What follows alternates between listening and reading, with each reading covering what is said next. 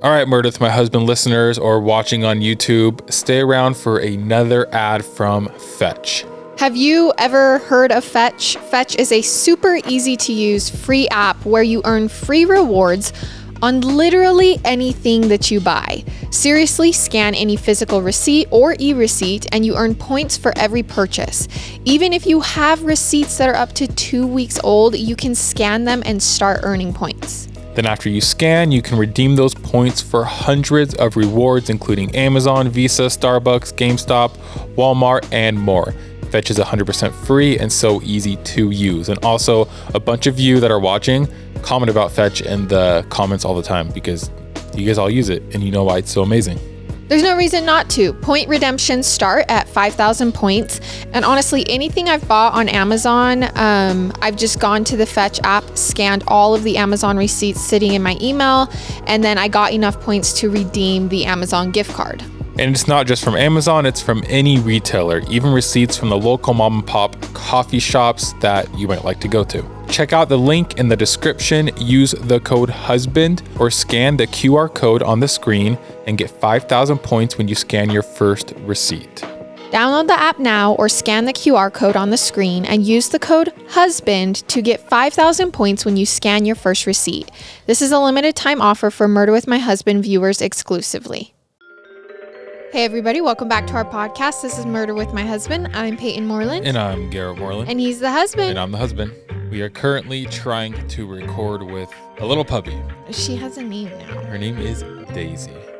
Daisy is Murder with My Husband's mascot. Everyone give a big cheer for Daisy. Hi, Daisy. Woo, go Daisy. So we officially have a dog. We have a puppy, and she's actually really good. Well, she's not acting like it right now, but that's because she just woke up from a 2-hour nap. So she's just a little hyper. But we're so excited to be back and ready for another story. All right, Gary, do you have your 10 seconds? Well, for my 10 seconds this week, I will explain. I mean, if you're listening to audio, you can't see, but I wrapped a paper towel and some blue tape around my ankle. We've been doing some remodels and stuff on our house. Long story short, I ran into something that I should have seen. It was just a big drill bit, and it cut my shin open, and it wouldn't stop bleeding for like an hour. Yeah, and we didn't have a bandage. We didn't have a bandage, and I had to keep talking to people, and I was doing stuff, so I just grabbed a paper towel, some blue tape, and if you're wondering why I have that, that's why I have that. And other than that, I don't know. I feel like I just get up every night at 3 o'clock and take Daisy to the bathroom, and that's kind of been my routine lately. She does not wake me up to go potty. She goes over. She's really good. She doesn't bark or anything. She just wakes up and then starts swatting Garrett's face really softly with her paw until he wakes up and takes her. But she has had no accidents in the bed, and she's been great. Yeah. She's doing really well at potty. I'm sure we could talk for hours about our puppy because now we're a dog person, but we'll skip that and we'll get right into the episode. All right. Our episode sources are WFMZ.com, CNN.com, LancasterOnline.com, and newspapers.com. All right. So losing a parent is one of the most painful things in life. And those who are lucky will enjoy relationships with their parents well into adulthood. Relationships that become multi-generational as your parents become grandparents. But losing a parent when you're a child leaves a hole in you, a void in your life, where maybe you have the surviving parent filling the role of both parents, or the surviving parent remarries, and then there's the uneasy acceptance of a step-parent, or lack of acceptance, or whatever. I mean, every situation is different. But one thing I just can't imagine is having a parent disappear. A disappearance is the worst kind of loss because there's never any closure, at least not until a body is found. And if the body is never found, then it's a question mark that hangs over you for life. It's the question of where, and also the question of what happened. And typically in our stories, we never really get a full answer. But what if there are cases out there with answers? Ones that then make you question every disappearance you've ever heard of. This is the kind of story that we're talking about in today's episode. The story of a mother who disappeared without a trace. But answers came along that maybe only confused everyone even more. So when Brenda Heist was growing up, she was an Air Force brat, which means that her family, like many Air Force families, moved around a lot. And whenever she'd begin settling into a new school and making friends, her family would pull up the roots and relocate yet again. And over time, as one would imagine, this made it difficult for Brenda to form bonds with people. So when Brenda got married and had a family of her own as an adult, she wanted to make sure that her children's lives were grounded, that they had the stability that she didn't get when she was their age. And she actually succeeded at doing just that. When they first married in 1993, Brenda and Lee Heist themselves had moved around a lot, living in both Hawaii and Alaska, working in the restaurant industry. But as their children reached school age, the couple moved to Pennsylvania and settled there, buying a 2-story house in the town of Lidditz in 1988. Now, Lee worked as the district administration manager for a copy machine company, and Brenda waited tables before taking a bookkeeper job at a car dealership. But the marriage began falling apart, and although Lee was 13 years older than her, Brenda saw her husband as immature and irresponsible. He had problems managing his money, and it was creating a burden for the entire family, leaving them saddled with debt and financial difficulties. Okay. And on top of that, the communication between them ranged from poor to non-existent. So by the fall of 2001, Brenda decided it was time to end her marriage to Lee. She approached him and asked him for a divorce. And even though her parents were still married, Brenda nonetheless understood how hard divorce can be on children. And so through this, Brenda's children were her number one priority. She wanted to make sure that even though she and Lee were splitting up, there would be minimal changes to her kids' lives and routines. She remembered how it felt to be torn away from her friends again and again growing up. So she wanted to make sure that her kids continued attending the same schools and that their family still felt like a family. So her separation from Lee was amicable as it could be. It wasn't bitter or acrimonious like many divorces are. In fact, it was the kind of divorce that, as far as divorces go, was the envy of their friends. If we have to get divorced, one friend told them, we want to do it the way you guys are doing it. The Heists even agreed to continue living together as a family. Interesting. And they would continue to spend holidays together and even attend events together. I actually had a friend whose parents were like this. They were divorced, but they did everything together as a family. But that's hard. That's hard to do. And as it turns out, this arrangement wasn't working either. They tried to do it and it was hard. Okay. And as the couple's mounting debt was pushing the home closer and closer to foreclosure, they realized they would need to sell the house and go their separate ways, splitting the household into 2 separate households. So was one of them not working? Like, could they just not afford it with their jobs? Do you know what was going on there? They were both working, but according to Brenda, Lee had some spending habits and was irresponsible with their money. And according to her, he was the sole reason that they were in so much debt. I assume this is part of the reason why they're getting divorced? Yes, that and just lack of communication. Yeah. But it was decided that Brenda would get full custody and Lee would still have open visitation rights so he could see the kids whenever he wanted. In early 2002, they started getting the house ready to sell so they could put it on the market by springtime. They agreed to move into homes nearby in the same school district so Morgan and Lee Jr., these are the kids, could continue attending the same schools. Because remember, this was important for Brenda, who in February of 2002 began setting out and looking for a new place to live, all while adjusting to her new life. So the date was February 8th, 2002. It was a Friday. Brenda had taken that day off of work, as well as the day before it, to go looking for housing. And after a long Friday at school, 8-year-old Morgan and 12-year-old Lee Jr. returned home from school that afternoon, but they found the house empty and their mother wasn't there.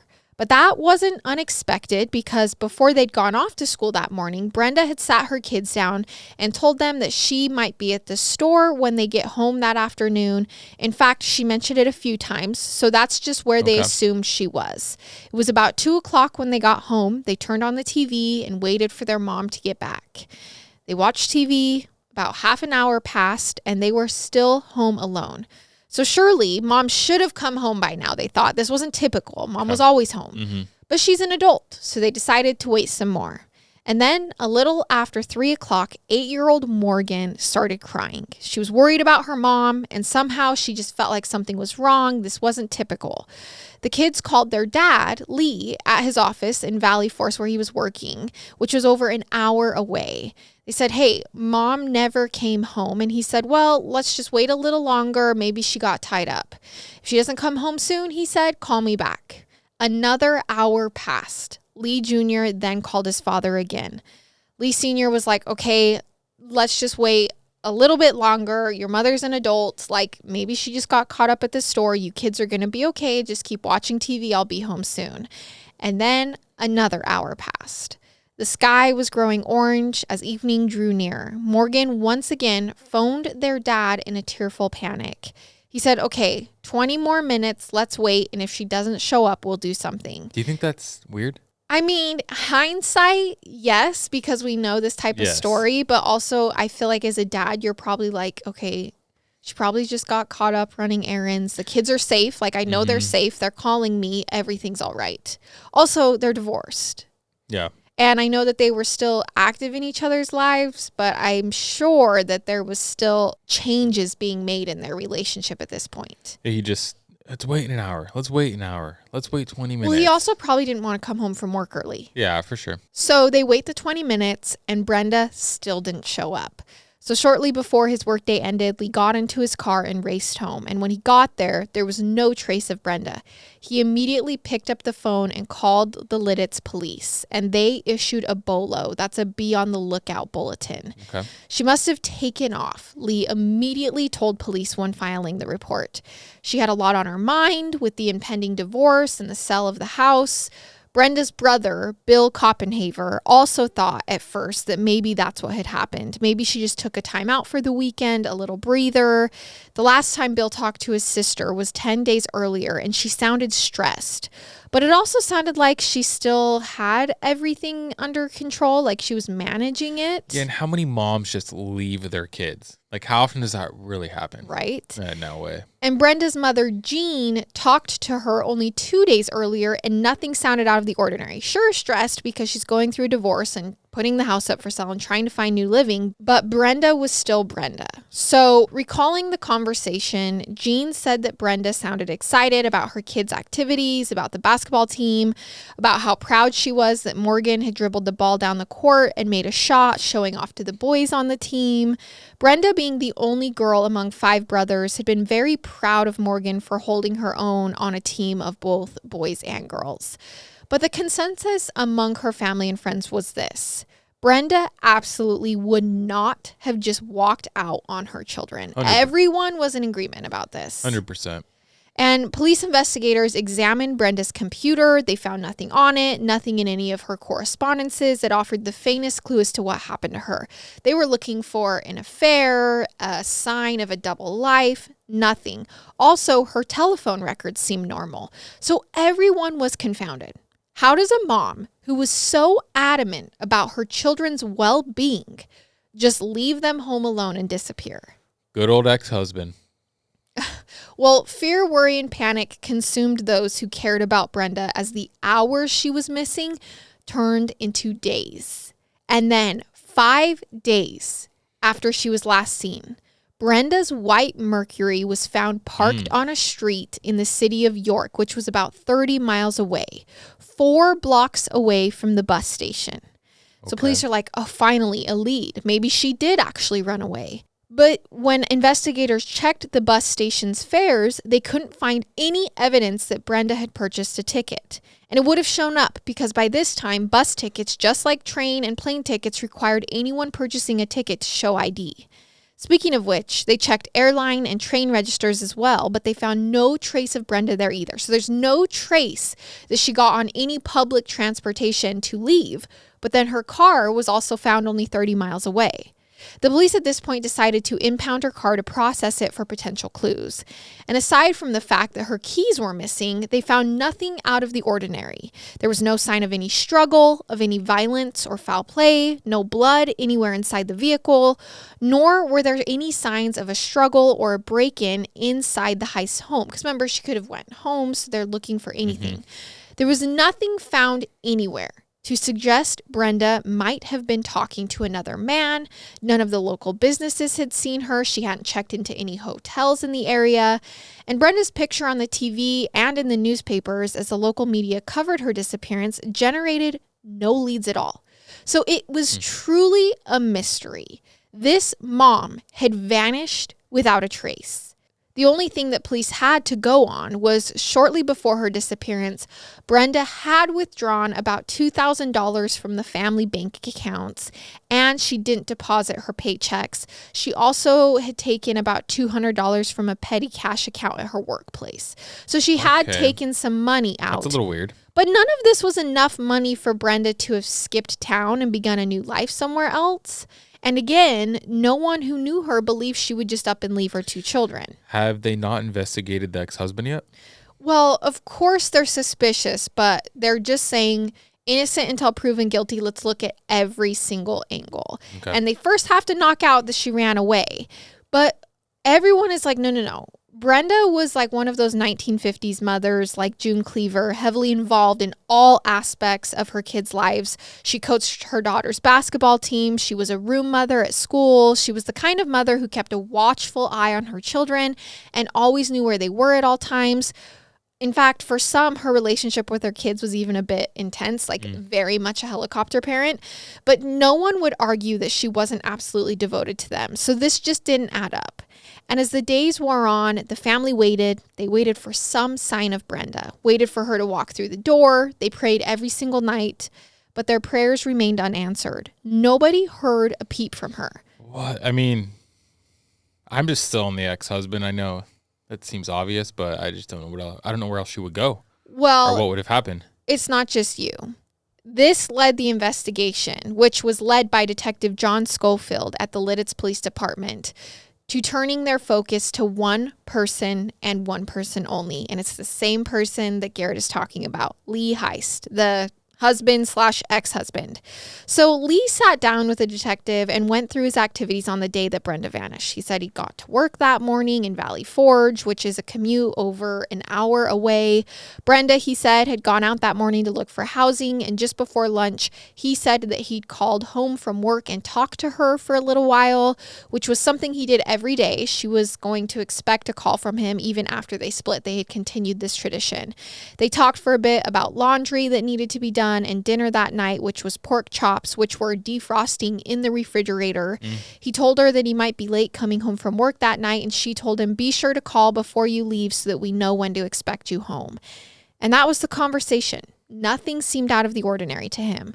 And that was all he could offer to investigators, who later verified his alibi, and it seemed to check out. They confirmed that he had been at work all day, from early morning until the time he left, well after his kids called him to report Brenda missing. So Lee openly wondered in an interview with the Lancaster New Era if maybe something didn't just snap, and Brenda felt she needed to get away. This was his explanation. He claimed that if she decided to return, her family would welcome her with open arms. There would be no hard feelings. All I'm concerned about is her safe return, he said. It's her call. I want to let her know I'm here to help in any way I can. So he is not suspecting foul play. But based on everything they'd heard from friends and family, police just weren't buying this. She'd never leave her kids. There was also no evidence that she'd taken anything with her. All of her clothes were still in her closet. Her makeup was left behind. Her toothbrush. The laundry had been neatly piled on the laundry room floor before she went missing. Breakfast dishes were in the sink. And the pork chops really were defrosting in the fridge. All right. And the longer that Brenda remained missing, the more her friends and family began to suspect foul play. And even though the husband's alibi checked out, Detective Schofield remained suspicious of him because we know that people murder for hire. But of course, Lee insisted he had nothing to do with it from the very beginning. And the husbands always do. They always say they have nothing to do with it. So police called Lee back into the station for a polygraph test. Lee took the test and he passed with flying colors. But the police continued to question him and probe him, releasing him, but knowing that he was their only suspect so far. I mean, with nothing else to go on, who else do you turn to? Yeah. Meanwhile, as the weeks passed, Brenda's brother Bill, who lived in Texas, kept an ear out for the phone, and his eyes leapt to the caller ID box every time the phone rang, hoping that it would be Brenda. As the months wore on, Brenda's family members began to fear that she was dead. How could you not?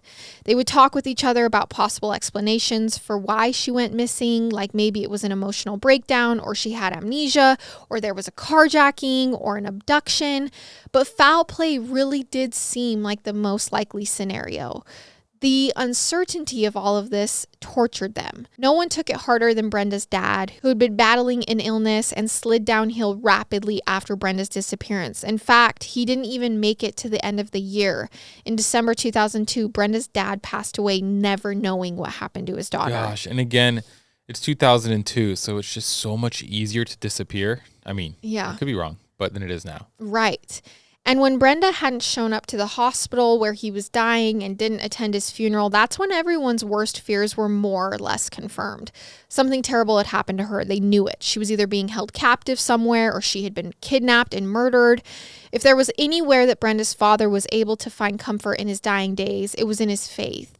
And in his belief that if Brenda was dead, at least she was now in a better place. And Brenda's mother shared this perspective. That's the only way she could cope with all of this. Meanwhile, Lee and the children received support from their church. The pastor kind of acted as a trustee on behalf of Brenda when the house was finally sold, which was sold in order to avoid a foreclosure. So they didn't get a lot of money out of it. Also, Lee had quit his job after Brenda's disappearance to look after the kids. But when he tried to return to work, he struggled to find a job, which only led them to slip deeper and deeper into debt.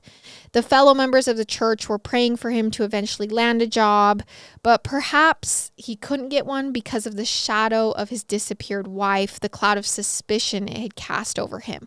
I mean, in the local area, everyone was talking about him behind his back, saying for sure he did something to her. And it doesn't seem, at least to me right now, there doesn't seem like there's any motive.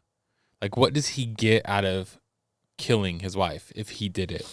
Doesn't sound like there's any insurance money.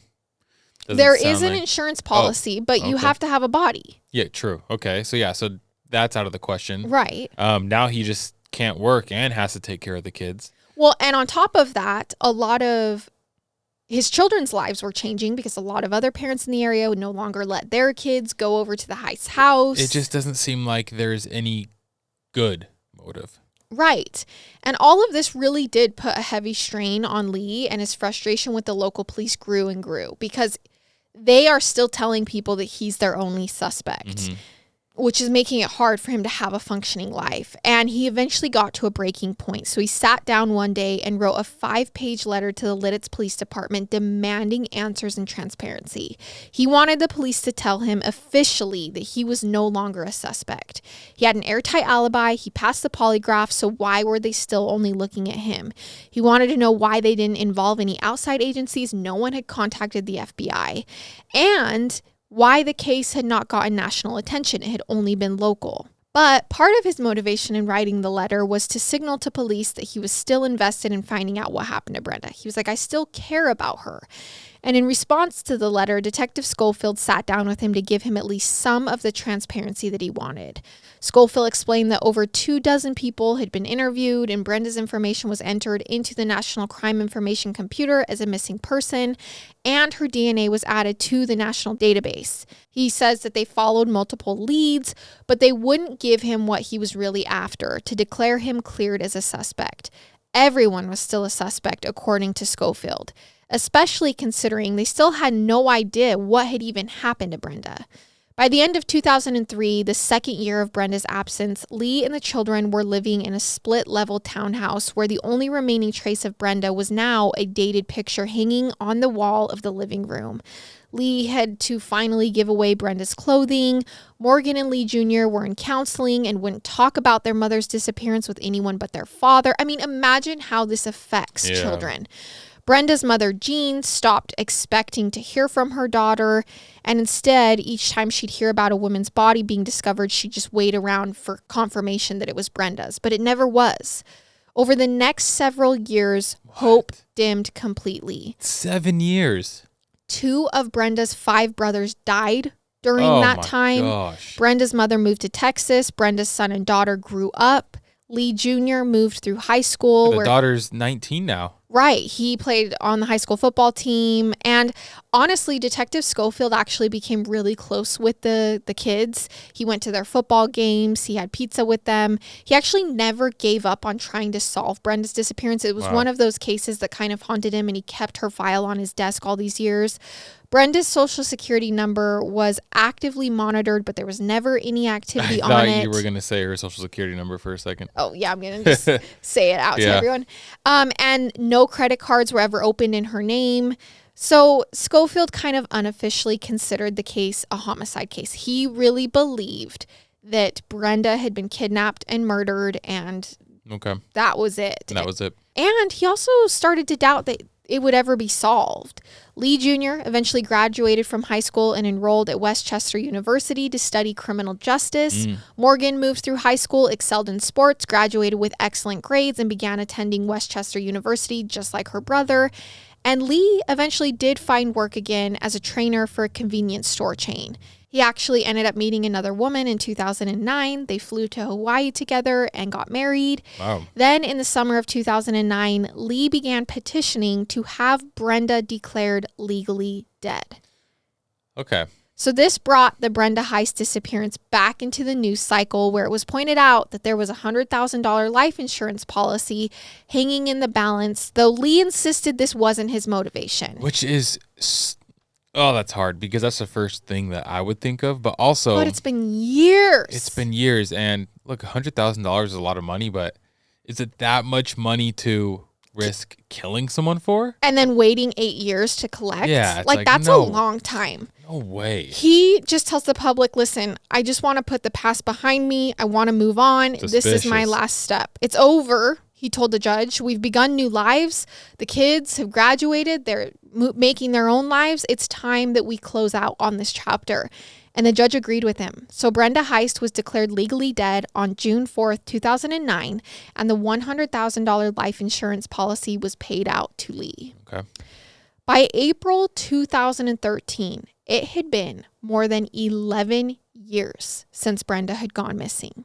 Lee Jr., like I said, graduated from college. He was training to become a police officer.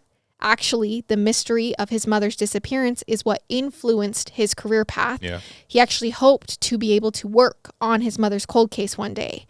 It was early on a Friday evening at the end of the month when a call came in to the Lidditz Police Department. It was a phone call that would break the case wide open. All right, let's hear it. A phone call that the detective never thought would come.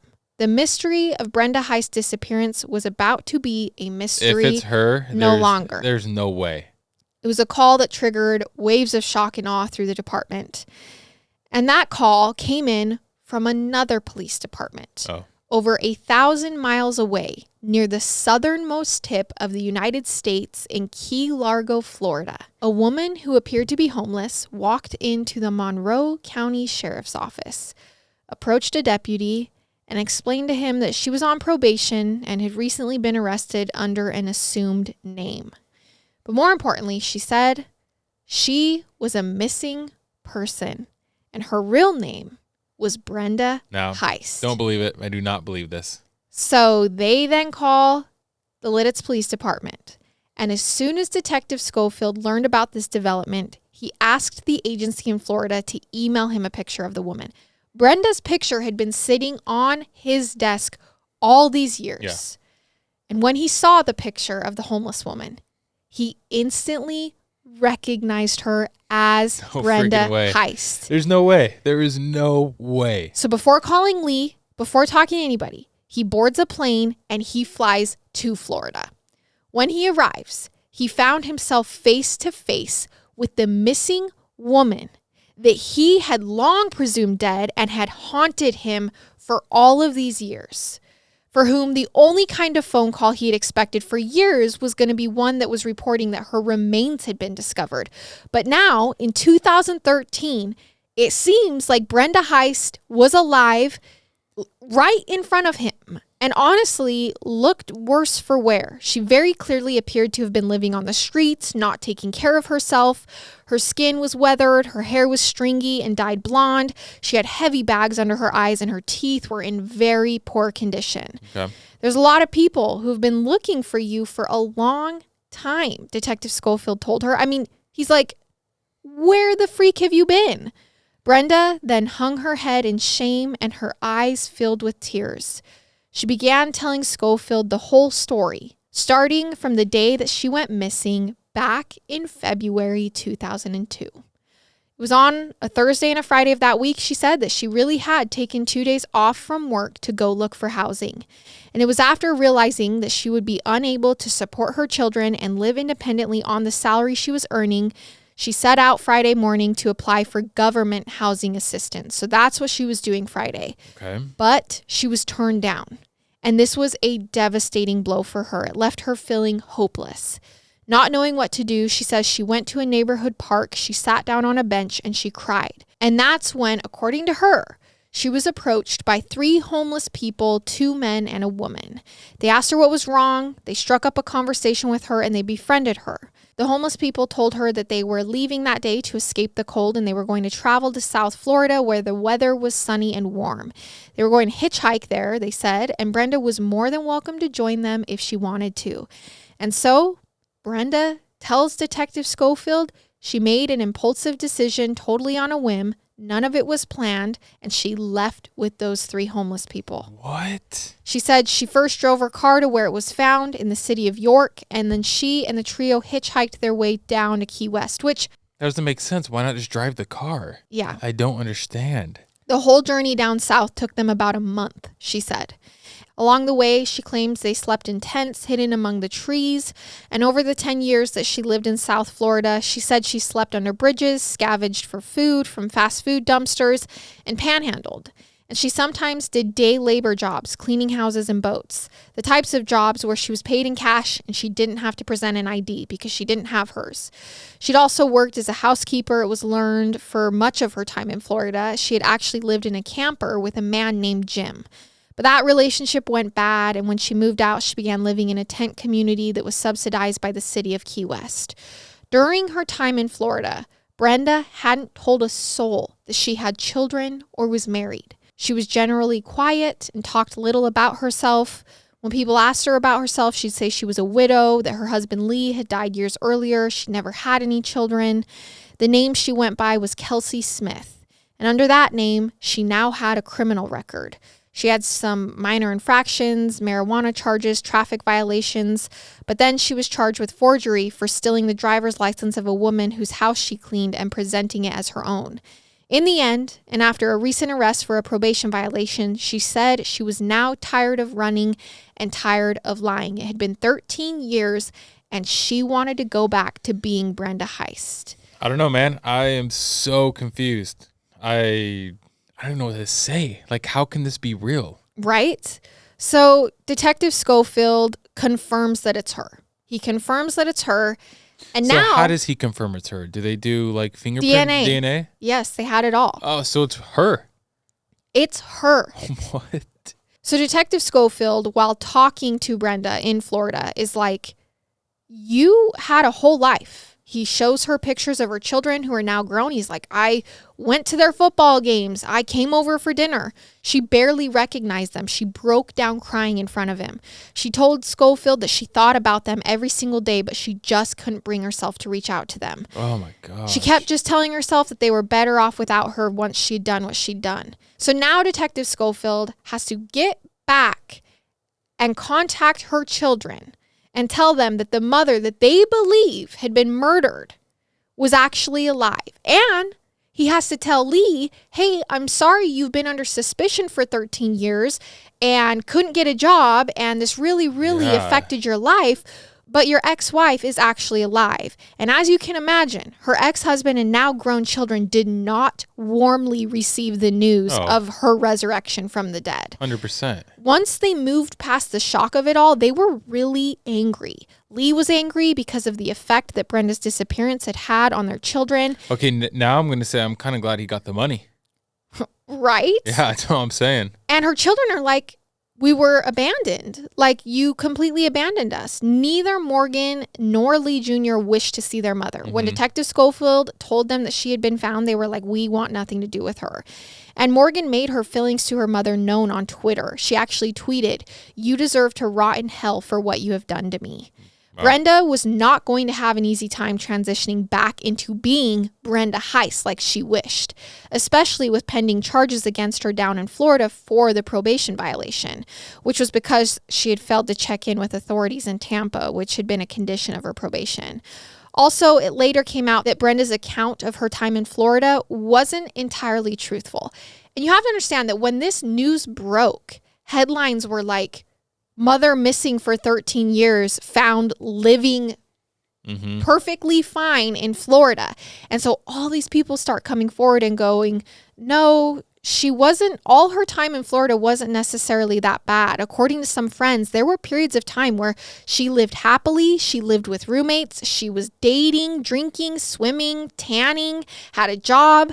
So you can really understand the hurt and anger her children must have been feeling when she resurfaced. And though she didn't face any charges in Pennsylvania related to her disappearance, because you legally can disappear, she was arrested and taken to jail in Santa Rosa County on the charges of failing to report to her parole officer. So while she's awaiting sentencing, Dr. Phil interviews her on his show. Because you can just imagine, like, Dr. as Phil, shocked man. as you are hearing this, these cases never turn out like this. Yeah. This never happens. And she was in an orange jumpsuit sitting in jail as his production surprised her by bringing her mother onto the show during the interview. She was sentenced to a year in jail but only served 6 months. And after she got out, she went to live with family, not Lee and her children, in Texas. She did reach out to her children by sending them a short note, but she didn't pressure them into seeing her, and certainly they weren't ready. And I can't blame them, you know. I would feel hurt, abandoned, and betrayed if my mother did this to me.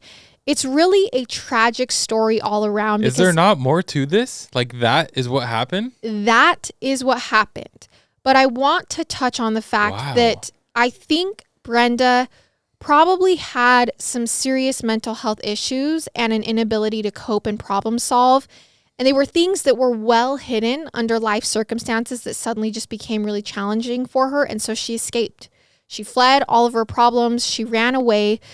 But if she was glossing over parts of her decade in Florida, like she wasn't telling the truth to police when friends came forward and said, no, she had a full life in Florida, maybe misrepresenting stuff about that time, who's to say it really was an impulsive decision? Yeah. I mean, what if it was more planned than she claimed? Why dump the car? She had mentioned to her kids multiple times she was going to be at the store, so don't worry if I'm not home when you get home. That's true. Everything feels a bit off, and that's the issue.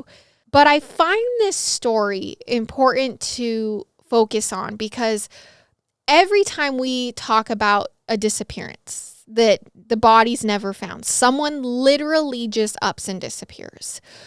Everyone goes down these rabbit holes of, oh my gosh, there was alien abduction or someone probably kidnapped them. She was used for brain and she was used for testing and blah, blah, blah. Or a serial killer definitely got them. What was the strange behavior? They had to have been on drugs. Like, we all go down these true crime rabbit holes when there's disappearances like this. But what if people truly just disappear? Yeah. What if these missing people really could just be out there? Yep. Like, it's a possibility. Brenda's story took over the internet when everyone realized that she really did just up and leave that day. She made a selfish decision, one I'm sure she deeply regrets, but I'm sure it was more coming out of a place of hurt and fear, and sometimes people truly do just vanish. I don't know. I thought there was definitely more to this. I thought you were going to like twist around and be like, Lee did this, but dude didn't do anything. No. She literally just took off, and that's, I don't know. I want to say I don't judge someone for that, but at the same time, you had kids, so I do judge you for that. Right. Which is why I touched on the mental health aspect of it, because it's just like it affected so many other people, and it's, I don't know, it's hard, but probably a whole nother topic. That's just crazy. That's crazy. Right. And it wasn't like it was like, a year or two. That's the thing too. You know what I'm saying? It's like a year or weekend two. getaway. Be like, okay, like this, I need to go back to my life. 13 years, like there's something else going on after 13 years. And just the whole story of the hitchhikers and her dropping her car and just hitchhiking and not taking any, something about it feels a little off. And again, we do not know her mental state of when this all happened. And I know that this can happen, which is just why I want to give you this perspective of this story. That's like, it was a vanishing for 13 years. People thought Brenda Heist was dead, just like many of our cases. Yeah. But then she turned up. Crazy. So that was the mysterious disappearance and discovery of Brenda Heist. Crazy. Okay, you guys. Well, that was our fun little twist of a case for this week's episode. A reminder that we do a watch party in our Murder with My Husband world on Mondays, every single Monday. So if you haven't checked it out, come hang out with us tonight, and we'll see you next week with another episode. I love it. And I hate it. Goodbye.